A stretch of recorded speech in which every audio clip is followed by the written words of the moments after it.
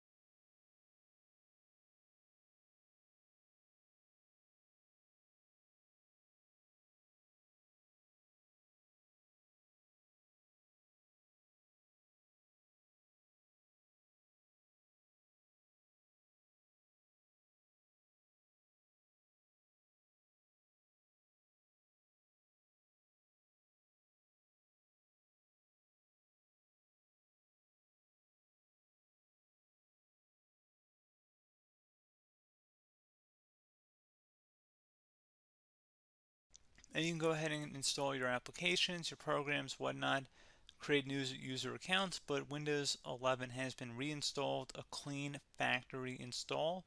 So pretty straightforward process. Now, if you did what I did and created a local user account, your Ethernet cable, or if you turned off your router, you're going to have to go ahead and turn that back on and then connect to your Wi-Fi network or Ethernet connection, whatever is your situation. But pretty straightforward process, guys. Do hope I was able to help you out, and I do look forward to catching you all in the next tutorial. Goodbye.